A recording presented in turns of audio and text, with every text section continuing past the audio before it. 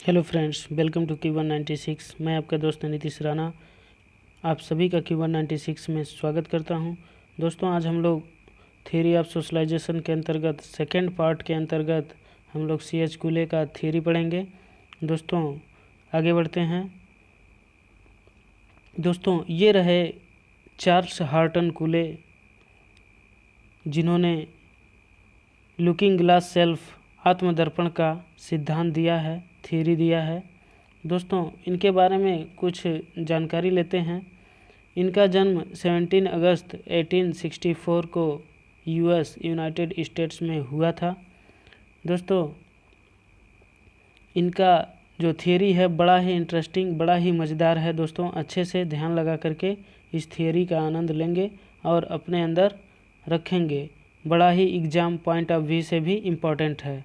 दोस्तों, आगे बढ़ते हैं। दोस्तों, लुकिंग ग्लास सेल्फ अर्थात आत्मदर्पण का सिद्धांत, इस इमेज के माध्यम से आप कुछ देख पा रहे होंगे दोस्तों कि ये जो इमेज है इसमें जो दर्पण है वह एक सोसाइटी है, और जो ये लेडी है दोस्तों यह इंडिविजुअल है, अर्थात आई इसको कह सकते हैं, यानी मैं कह सकते हैं। दोस्तों, यदि जब ये अपने आप को मिरर में देख रही है तो इससे कुछ परसीव कर रही है, वो ये कि हम समाज के सामने अपने आप को रिप्रेजेंट करेंगे तो समाज हमारे बारे में क्या सोचेगा, हमारी पहचान क्या होगी समाज में। तो जो ये मिरर है वह समाज का काम कर रहा है, और यह आई है जो कि समाज, इसके परसेप्शन में समाज क्या सोच रहा है और समाज के सोचने के आधार पर ये अपना आइडेंटिटी किस तरह से बना रही है, ये चीज़, ये इमेज एक्सप्रेस कर रहा है। दोस्तों, इसी के साथ आगे बढ़ते हैं। बड़ा ही इंटरेस्टिंग थियरी है लुकिंग ग्लास सेल्फ। दोस्तों, ये रहा आत्मदर्पण का सिद्धांत, लुकिंग ग्लास सेल्फ। दोस्तों, हर कोई अपनी पहचान इस संदर्भ में विकसित करता है कि दूसरे लोग उसे कैसे सोचते हैं।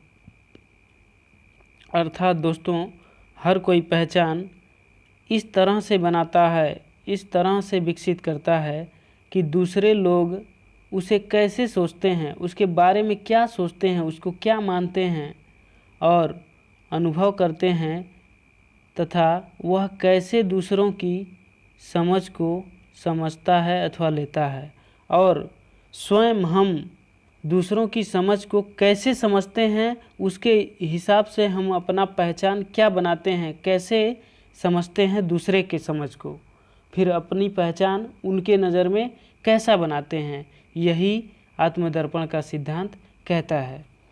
दोस्तों, आगे बढ़ते हैं। दोस्तों, लुकिंग ग्लास सेल्फ के तहत यह भी इमेज आप देख पा रहे होंगे। दोस्तों, यह इंडिविजुअल आइडेंटिटी की बात हो रही है। इसमें क्या है कि ये जो है यह इंडिविजुअल आइडेंटिटी यानी आई है, और ये जो चार लोग दिख रहे हैं आपको, ये क्या हैं? सोसाइटी हैं, अर्थात समाज है। इसके रेफरेंस में ये लोग क्या सोच रहे हैं, फिर इन लोगों के सोचने के आधार पर यह यानी आई क्या परसीव कर रहा है, क्या प्राप्त कर रहा है कि ये हमारे बारे में कैसे सोच रहे हैं। यह इन लोगों के सोचने के आधार पर जैसा परसीव कर रहा है वही इसका क्या है? आइडेंटिटी है। दोस्तों, होपफुली आप लोग समझ पाए होंगे। दोस्तों, इसी के साथ आगे बढ़ते हैं।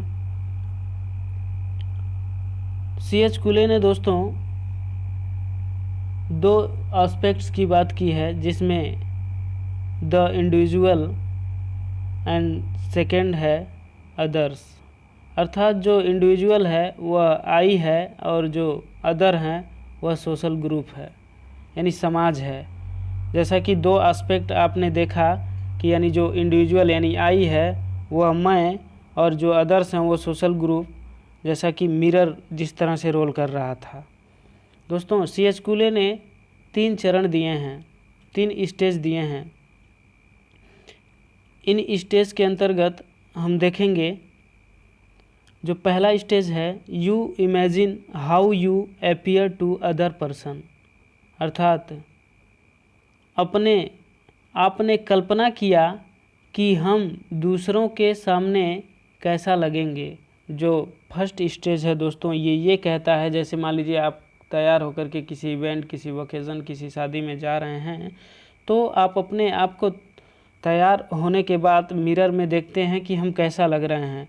तो पहला स्टेप ये कहता है कि आप अपने आप में कल्पना करते हैं कि हम दूसरों के सामने कैसा लगेंगे, अर्थात दूसरे जो समाज हैं वह हमारे बारे में क्या सोचेंगे, यह आप कल्पना करते हैं मिरर में।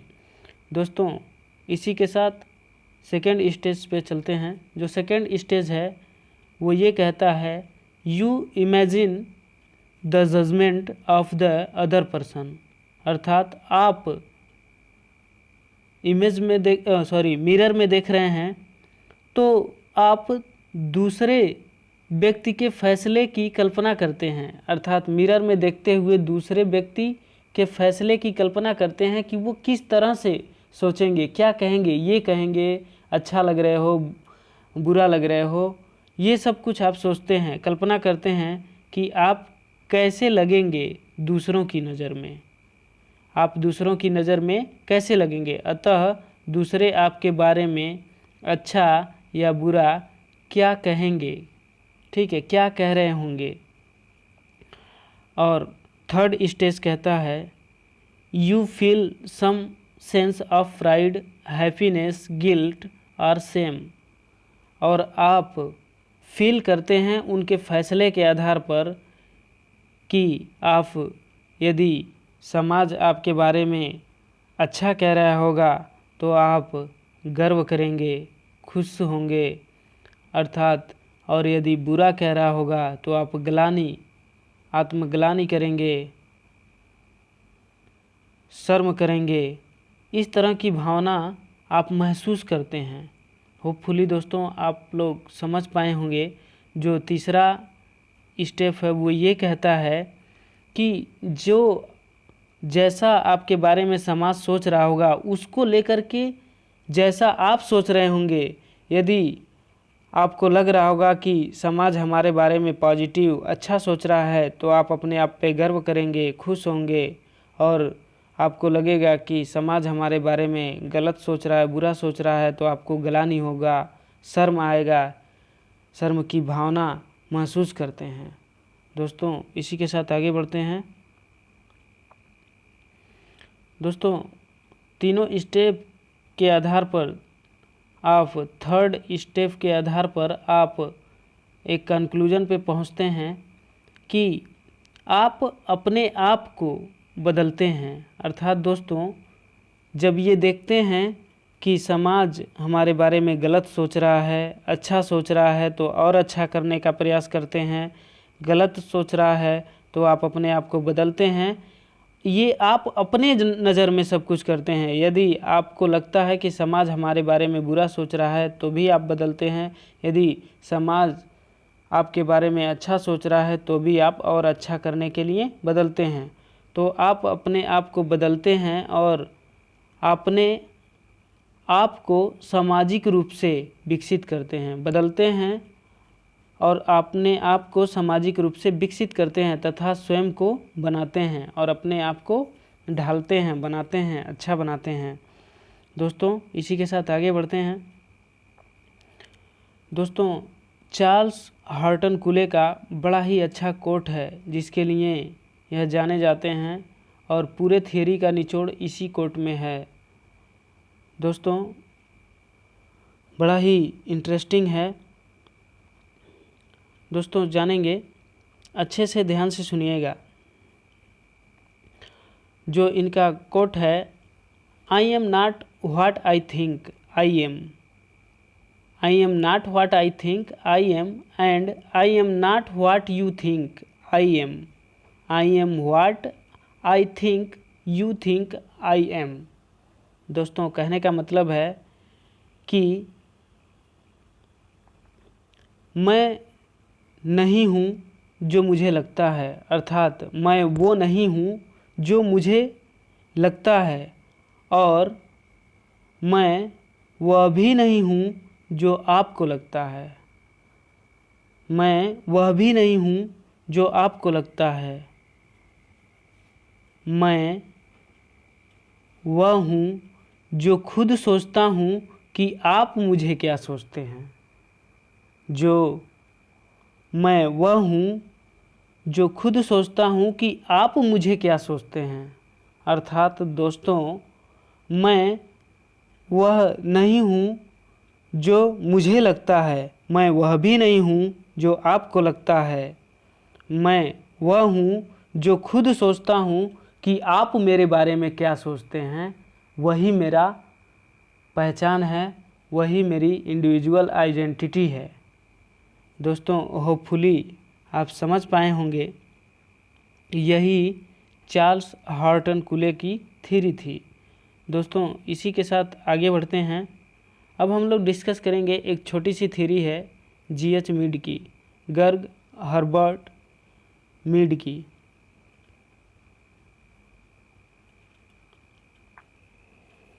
दोस्तों, यह एक फिलासफर, सोशियोलॉजिस्ट, साइकोलॉजिस्ट हैं। दोस्तों, इनका जन्म 27 फरवरी 1863 को हुआ था, साउथ हेडलेल, US में। दोस्तों, जैसा कि मेरा पढ़ाने का अपना एक अलग तरीका है, जिस किसी की थियोरी के बारे में हम लोग जानेंगे, उनके बारे में उनसे जुड़ी हुई कुछ बातों का भी हम लोग अध्ययन करेंगे, जैसा कि इनके बारे में आपने देखा अभी।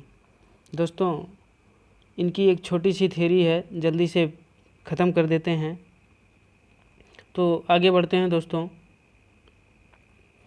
इन्होंने आई एंड मी का सिद्धांत दिया है। दोस्तों, G.H. मीड ने आई एंड मी का सिद्धांत दिया है। जो दोस्तों मी है एक सोशलाइज एस्पेक्ट है, अर्थात जो मी है एज ए समाज है, अर्थात समाज के तरह इसको देखा जाता है। जो आपने समाज के द्वारा देखा, अर्थात मी के द्वारा, समाज के द्वारा जो आपने देखा, वह क्या सोचते हैं तथा उनका क्या अंदाज है हमारे प्रति, अर्थात समाज का हमारे प्रति क्या अंदाज है, क्या हमारे बारे में सोचते हैं। आई क्या कहता है दोस्तों? आई रिस्पॉन्स करता है, अर्थात आई मैं हूँ, रिस्पॉन्स करता हूँ किसके प्रति? समाज के प्रति। समाज आपके बारे में क्या सोचता है, उसके प्रति आप क्या प्रतिक्रिया देते हैं।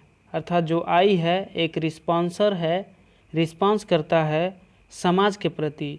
समाज आई के बारे में, यानी हमारे बारे में क्या सोचता है, उसके प्रति प्रतिक्रिया देता है, रिएक्ट करता है। इसी के साथ दोस्तों आगे बढ़ते हैं। दोस्तों, G.H. मीड ने सेल्फ डेवलपमेंट के 3 चरण दिए हैं, 3 स्टेज दिए हैं, 3 स्टेप दिए हैं। स्टेज या स्टेप दोनों कह सकते हैं। दोस्तों G.H. मीड ने जो पहला स्टेप दिया है वह है प्रीपैरेटरी सिस्टम, सॉरी दोस्तों, प्रीपैरेटरी स्टेज है। प्रीपैरेटरी स्टेज जो कि 0 to 2 ईयर, अर्थात जन्म से लेकर 2 वर्ष तक चलता है। दोस्तों, इसके माध्यम से इन्होंने बताया है कि इस स्टेज में जो बच्चा है अनुकरण करने लगता है, अर्थात इमिटेट करने लगता है, अनुकरण करने लगता है, बहुत ज़्यादा समझकर नहीं अनुकरण करता है। अर्थात जो प्रीपैरेटरी स्टेज है इसमें अनुकरण तो करता है लेकिन बहुत समझकर अनुकरण नहीं करता है, लेकिन अनुकरण करता है। दोस्तों, होपफुली ये स्टेज समझ पाए होंगे। सेकेंड स्टेज पे चलते हैं। दोस्तों, जो सेकेंड स्टेज है वो कहता है, जो कि सेकेंड स्टेज प्ले स्टेज है, जिसका समय काल है 2 वर्ष से लेके 6 वर्ष तक। इस स्टेज में दोस्तों बच्चा अपने बहुत आसपास के लोगों अर्थात उसके फैमिली के लोगों, बहुत आसपास के लोगों जैसे मम्मी पापा आदि फैमिली मेम्बर के रोल करने लगता है। अर्थात सेकेंड स्टेज में क्या होता है, जो प्ले स्टेज है, इसमें जो बच्चा है वह अपने मम्मी पापा या फैमिली मेम्बर का रोल करने लगता है। लेकिन क्या है कि एक समय में एक ही प्रकार का रोल करता है। सेकेंड स्टेज की विशेषता है रोल तो करता है लेकिन एक समय में एक ही प्रकार का रोल करता है। थर्ड स्टेज जो कि गेम स्टेज है, जो 7 वर्ष से अधिक के उम्र तक चलता है। दोस्तों इस स्टेज में बच्चा कोई भी रोल कर सकता है। इस स्टेज में क्या होता है, सेकेंड स्टेज में आपने देखा कि हर तरह का हर किसी का रोल नहीं कर सकता है, लेकिन रोल करता है। एक समय में एक ही प्रकार का रोल करता है। लेकिन थर्ड स्टेज में क्या है, कोई भी रोल करता है, बच्चा कोई भी रोल करता है और एक से अधिक भी रोल करता है। अर्थात एक समय में एक से अधिक भी रोल कर लेता है। तो ये रहे जीएच मिड के कुछ स्टेज। दोस्तों जीएच मिड ने बताया है कि जो बच्चा है वह समाज में विकसित होता है इंटरेक्शन के माध्यम से और सिंबल के माध्यम से सारी चीज़ें सीखता है। लैंग्वेज, प्ले एंड गेम, यह सारी चीज़ें क्या करता है, सिंबल के माध्यम से सीखता है, अर्थात प्रतीक के माध्यम से सीखता है। दोस्तों इसी के साथ आगे बढ़ते हैं। अब हम लोग बात कर लेते हैं एजुकेशनल इम्प्लीकेशन, अर्थात हम लोग ये क्यों पढ़े, इसका शिक्षा में क्या आशय है। यदि एजुकेशनल इम्प्लीकेशन की बात करें तो सभी शिक्षक को चाहिए कि विद्यार्थी अथवा बच्चे को इस प्रकार सकारात्मक विचार से संबोधित करें। अर्थात सभी शिक्षक को चाहिए कि विद्यार्थी हो, बच्चे हों, उनको इस प्रकार से सकारात्मक विचार से संबोधित करें कि जिससे बच्चा समाज में अपने आप को आदर्श रूप में पहचाने। जिससे बच्चा क्या करे कि अपने आप को समाज में एक आदर्श रूप में पहचाने, एक आदर्श के तरह पहचाने या आदर्श रूप में ढाल सके। यदि उसको लगता है कि हमारे अंदर कोई कमी है तो वह बदलाव करके आदर्श रूप में ढाल सके। इससे वह अपने आप को हीन भावना से नहीं देखेगा। इससे क्या होगा कि वह अपने आप को हीन भावना से नहीं देखेगा। बहुत लोग क्या होते हैं दोस्तों कि अपने आप को हीन भावना से देखते हैं और डिप्रेशन में चले जाते हैं। तो दोस्तों ऐसा नहीं करना है। यह सबका सोचने का अलग अलग नज़रिया होता है। फ़र्क ये है कि आप किस तरह से सोचते हैं। तो बच्चा क्या हो कि वह उन विचारों से वह अपने आप को हीन भावना से नहीं देखेगा और समाज में अच्छे से विकास करेगा और समाज में अच्छे से विकास करेगा, अपने लाइफ में ग्रो करेगा। दोस्तों इसी के साथ हम अपनी बात पूरी करते हैं। होपफुली दोस्तों सारी चीज़ें समझ में आया होगा। यदि किसी तरह की कोई दिक्कत है, कोई कमी है तो आप कमेंट बॉक्स में ज़रूर बताइए। यदि दोस्तों अभी तक हमारा चैनल आपने सब्सक्राइब नहीं किया है तो सब्सक्राइब भी कर लीजिए और बेल आइकन को भी दबाइए ताकि आगे आने वाले नोटिफिकेशन आप पे पहुंचता रहे। थैंक यू दोस्तों।